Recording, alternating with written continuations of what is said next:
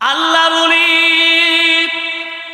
আলী ইবনে Haiti 350 জন মুরিদকে ঘুম পাড়ায়া আল্লাহর ওলি আলী ইবনে হাইতি ওই না গাছের নিচে বসে বসে আমার নবীর প্রেমের গজল গায়।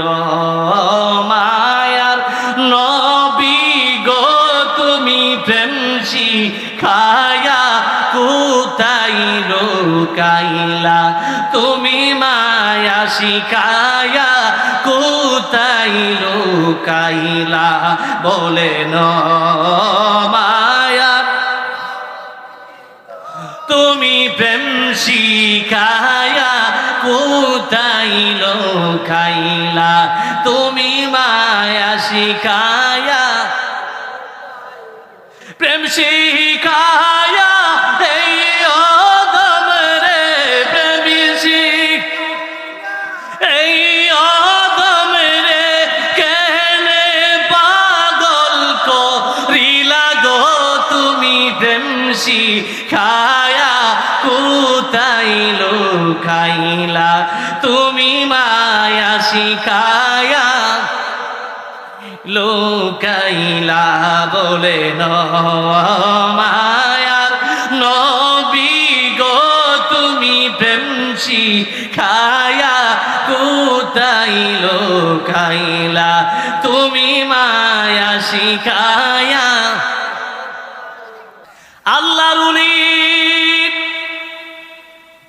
নসর সাইদ ডাক দিয়া বলি, সন্তান ও সন্তান মুহাম্মদ শোনো শোনো, আমি প্রত্যেক দিন কোনো না কোনো আল্লাহর বান্দার জানাজার নামাজের মধ্যে অংশগ্রহণ করি।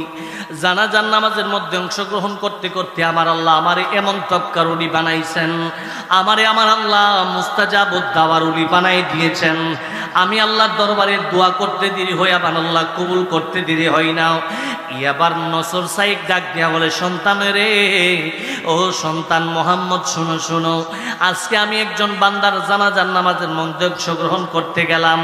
জানাজার নামাজে অংশগ্রহণ করার পরে জানাজার নামাজ শেষ করার পরে আমি মনে মনে চিন্তা করলাম, আল্লাহর নবীর হাদিস, কেউ যদি আমার উম্মতের মধ্যে কেউ যদি বিদায় হয়ে যায়, আমার উম্মতের মধ্যে যদি জীবিত উম্মত তার জানাজার নামাজের মধ্যে অংশগ্রহণ করে এবং তার কবর পর্যন্ত পৌঁছাই দিয়া কবরের কাজ কমপ্লিট করে দেয়, আমার আল্লাহ মিসলু জাবালাইন তার আমল নামার মধ্যে 2 পাহাড় পরিমাণ সওয়াব আমার আল্লাহ তার আমল নামার মধ্যে দিয়ে দিবে।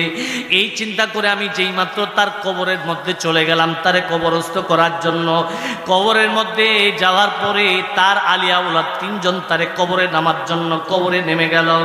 আমি হঠাৎ করে তাকায় দেখলাম, রে সন্তান ও সন্তান মুহাম্মদ শোনো, আমি তাকে দেখি ওই ব্যক্তির কবরের ভিতরে 3 জন নয়, ওই ব্যক্তির কবরের ভিতরে 5 জন ব্যক্তি নেমে গেছে। চিৎকার মেরে বলুন আল্লাহু আকবার। এবার যেই মাত্র এই ঘটনা দেখলো মোহাম্মদ বিন নসর সায়েক, আল্লাহর ওলি নসর সায়েক ডাক দিয়া বলে, সন্তান যেই মাত্র কবরের ভিতরে লোকটারে শোয়াই দিয়া তার মাথার ভানগুলা একজনে ছুটাই দিল, কোমরের বানটা একজনে ছুটাই দিল, সিনার বানটা একজনে ছুটাই দিল, পায়ের বানটা একজনে ছুটাই দিয়া একজনের পর একজন যেই মাত্র কবর থেকে উঠতে শুরু করলো।